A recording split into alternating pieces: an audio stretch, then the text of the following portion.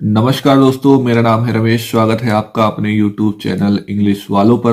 दोस्तों, आज की इस वीडियो में हम बात करेंगे एक नई कहानी के बारे में। दोस्तों, इस कहानी को पढ़ेंगे, साथ में कुछ ग्रामर के रूल्स और रेगुलेशन को भी जानने का प्रयास करेंगे।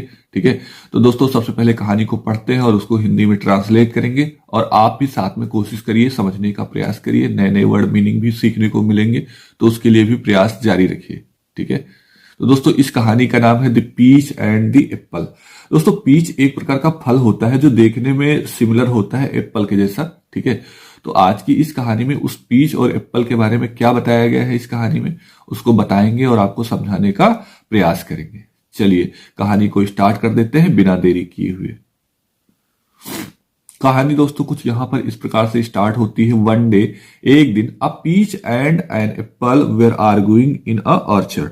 ऑर्चर्ड मतलब दोस्तों होता है बगीचा, क्योंकि ऑर्चर्ड की जो स्पेलिंग है ओ से स्टार्ट होती है, तो उसके पहले जो आर्टिकल का यूज किया गया है वो एन है, एन ऑर्चर्ड। ठीक है, एक बगीचा। ठीक है, आर्गुइंग मतलब होता है बहस करना, है ना, जैसे डिबेट करना होता है वैसे आर्ग्यू करना होता है। तो आर्ग्यूइंग मतलब आर्ग्यू कर रहे थे। ठीक है, कौन कर रहा था? एप्पल और पीच।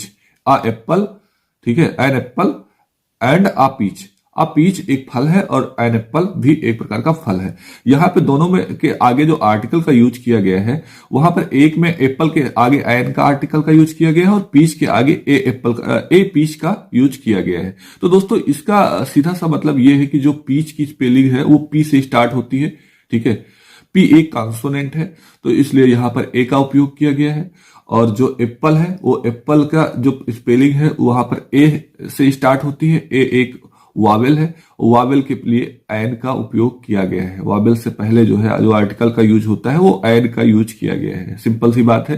ठीक है, तो इस पूरी लाइन का मतलब क्या होगा? वन डे, एक दिन, a peach and an apple were arguing in a orchard.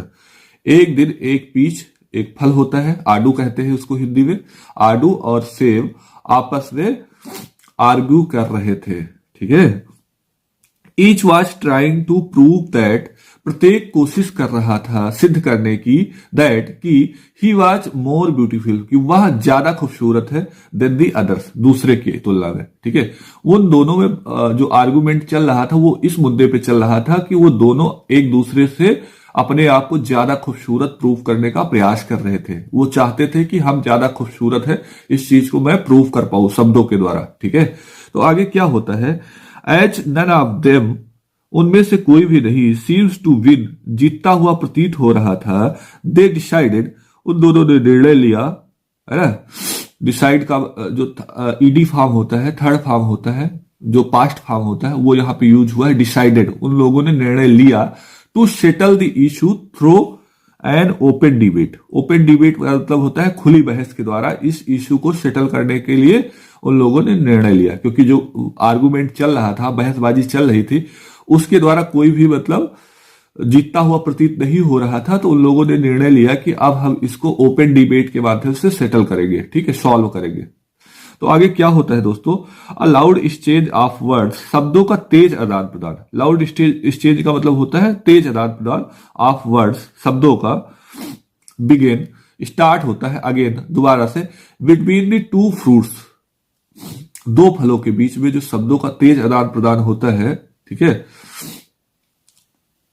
वो स्टार्ट होता है व्हाइल अदर फ्रूट्स लिसेंड, जबकि इस बात को जो शब्दों का तेज चिल्लाना होता था वो अन्य फल सुन रहे थे। ठीक है, जब वो दोनों आर्गुमेंट कर रहे थे, पीच और एप्पल आपस में जो बहस कर रहे थे, इस बहस को अन्य फल जो बगीचे में थे वो सुन रहे थे। ठीक है, अब ब्लैकबेरी, एक जो है काला बेरी होता है जिसे जामुन भी कहा जाता है हम लोगों के यहाँ। तो एक ब्लैकबेरी, एक जो काला जामुन था, इन दी नियर बाई बुश, पास की जो झाड़ी थी वहां पर जो काला जामुन था, थ्रिस्ट इट्स हेड, जो अपना सर होता है वो बाहर निकालता है, एंड आउट एंड क्राइड, मतलब झाड़ी से अपना सर बाहर निकालता है और चिल्लाता है बड़ी तेज से। क्या चिल्लाता है? Your dispute has gone on long enough, आपका जो बहस है, आपका जो मुद्दा है वो काफी लंबा चला है।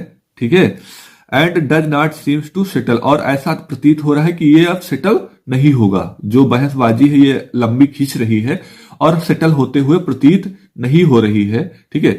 There is nothing that you will gain from it, there is nothing, इनमें से कुछ भी ऐसा नहीं है, दैट यू विल गेन, जो आप पाओगे, फ्रॉम इट, इससे, मतलब ऐसा कुछ भी नहीं है जो आप इस डिस्प्यूट के बाद प्राप्त कर पाओगे, ठीक है। सो फॉरगेट योर डिफरेंसेस, इसलिए आप अपने अंतर को भूल जाओ, ठीक है। जो आपके आडू और सेब के बीच में जो अंतर है उस अंतर को आप भूल जाओ। शेक हैंड्स, अपने हाथ मिलाओ, वो दोनों को आपस में सलाह देता है कि आप अपने हाथ मिला लो, एंड बी फ्रेंड्स अगेन, और दोबारा से अच्छे दोस्त बन जाओ, ठीक है। This is the only way to live in peace, यही एक रास्ता है कि आप दोनों लोग शांति से रह सकते हो। This is the only way to live in peace, यही एक रास्ता है जिसके माध्यम से आप दोनों लोग शांति से फिर से एक बार रह सकते हो, ठीक है। Loudest quarrel are often that pettiest ones, जो लाउडेस्ट क्वेरल होते हैं, जो तेज झगड़े होते हैं, आर ऑफन, वो अक्सर दैट पिटेस्ट वन, वो छोटे होते हैं। अक्सर जो बहुत लंबे झगड़े होते हैं वो सबसे छोटे होते हैं, या फिर ऐसे कह सकते हो जो लाउडेस्ट क्वेरल होते हैं, जो सबसे तेज झगड़े होते हैं, वो अक्सर सबसे छोटे होते हैं। मोरल ऑफ द स्टोरी दोस्तों यहां पर कहानी में दिखाया गया है, तो मोरल ऑफ द स्टोरी क्या है इस कहानी, उसे भी पढ़ लेते हैं और समझने का प्रयास भी करेंगे साथ में। मोरल है, intelligent people train to avoid conflict, जो बुद्धिमान लोग होते हैं वो ट्रेन टू अवॉइड कन्फ्लिक्ट, वो संघर्ष करने से बचते हैं। पूरी लाइन का मतलब होगा दोस्तों, बुद्धिमान लोग जो होते हैं वो संघर्ष से बचते हैं। तो दोस्तों कभी भी इस तरह के फालतू के डिस्प्यूट नहीं करना चाहिए और इस तरह के डिस्प्यूट से बचने का प्रयास करना चाहिए। दोस्तों आज की कहानी में बस इतना ही, मिलते हैं एक नई कहानी के साथ अगले दिन। तब तक के लिए आप अपना ख्याल रखिएगा और सीखते रहिए हमारे साथ। तब तक के लिए जय हिंद, जय भारत।